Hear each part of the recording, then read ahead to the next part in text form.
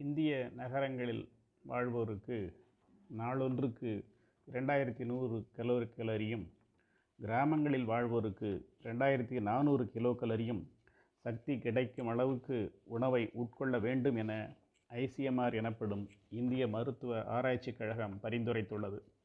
இப்பரிந்துரைப்படி நடந்து கொண்டு இந்தியர்கள் அனைவரும் தமது உடல் எடையை, பாடி மாஸ் இண்டெக்ஸை 23க்கும் கீழே வைத்து கொண்டால் 100% நோயற்ற வாழ்வு வாழ இயலும் என்பதில் ஐயமில்லை. 3 அல்லது 4 பேரில் ஒருவருக்கு மெட்டபாலிக் சிண்ட்ரோம் காணப்படுகிறது.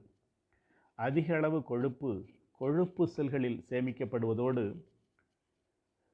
மற்ற பகுதிகளான வயிற்றுப்பகுதி, லிவர், பான்கிரியாஸ், ஹார்ட் மற்றும் தசைகளில் சேமிக்கப்படுகிறது. இந்த கொழுப்பை எக்டோபிக் ஃபேட் என கூறுகிறோம். எக்டோபிக் ஃபேட் அதிகரித்து உடல் எடையும் அதிகரித்து insulin resistance, impaired glucose tolerance மற்றும் ஹைப்பர் லிபிடீமியா உண்டாகின்றன. இதனை மெட்டபாலிக் சிண்ட்ரோம் எனலாம்.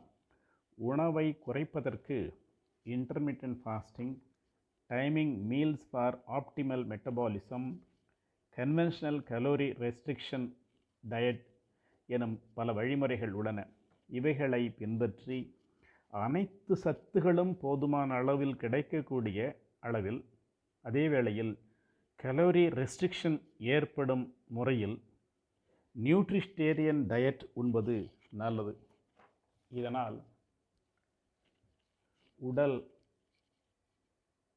எடை சீராக இருந்து வாழ்நாள் அதிகரிக்கும், முதுமை தவிர்க்கப்படும், உடல் எடை சீராக இருக்கும், மைட்டோகாண்ட்ரியாவினுடைய செயல்திறன் அதிகரிக்கும், நாள் முழுவதும் சுறுசுறுப்பு காணப்படும், நோய் எதிர்ப்பு திறன் அதிகரிக்கும், நோய்கள் வராமல் தடுக்கப்படும், ஸ்டெம் செல் அதிகரிக்கும், வளர்சிதை மாற்றம் மேம்படும், சிறப்பான இதய செயல்பாடு உண்டாகும், நினைவாற்றல் அதிகரிக்கும், இம்யூனிட்டி திறன் மேம்படும்.